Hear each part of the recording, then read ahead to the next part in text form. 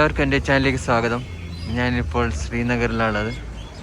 ശ്രീനഗറിലെ local site seeing കാണാനാണ് ഇന്ന് വന്നിരിക്കുന്നത്. ഇപ്പം നമ്മുടെ മൂന്നാമത്തെ ഗാർഡനാണ് ഇത്, ഷാലിമാർ ഗാർഡൻ. ഷാലിമാർ ഗാർഡനിലേക്കാണ് നമ്മൾ പോകുന്നത്.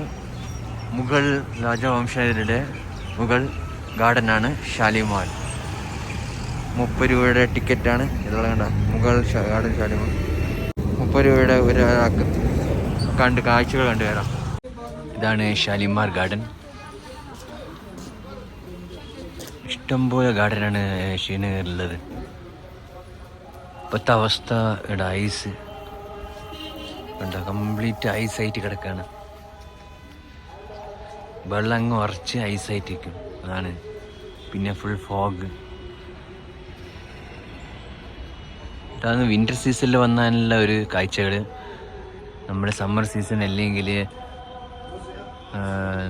നല്ല സീസൺ ഉണ്ടാവില്ലേ, അത് വന്നു കഴിഞ്ഞാൽ നല്ല ഇലകളും നല്ല ഭംഗിയുള്ള കാഴ്ചകളൊക്കെ കാണാം. ഇപ്പം ഐസും അങ്ങനത്തെ കാഴ്ചകളാണ് കാണാൻ പറ്റും. ഗാർഡന് റിപ്പയർ എന്താ പറയുക, അതിനെ റീകൺസ്ട്രക്ഷൻ നടന്നുകൊണ്ടിരിക്കുകയാണ്.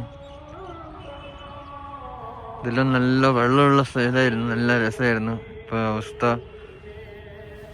ഇതെല്ലാം ഈ ഐസുണ്ട്, ഐസാണ്.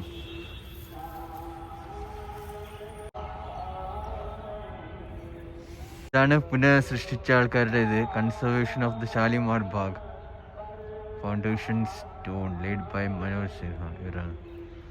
പക്ഷെ അങ്ങോട്ട് കാഴ്ചകളൊക്കെ കണ്ടുവരാം. ശ്രീനഗറിലെ ഈ മരങ്ങളൊക്കെ നിങ്ങൾ കണ്ട, ഇലയൊന്നുമില്ല. അത് എന്ന് വെച്ചാൽ ഈ തണുപ്പും ഐസൊക്കെ വരുമ്പോൾ ഇലകളൊക്കെ കൊഴിഞ്ഞു പോകും.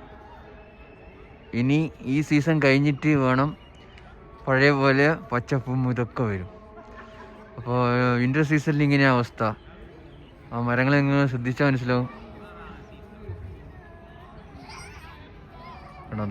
ഐസ് ഇങ്ങനെ കയറി മരത്തിലൊക്കെ നിറച്ച് ഐസ് കിടക്കുന്നുണ്ട്. ഐസ് അധികം ഇല്ലാന്നേ ഉള്ളൂ, -6 ഉണ്ട്.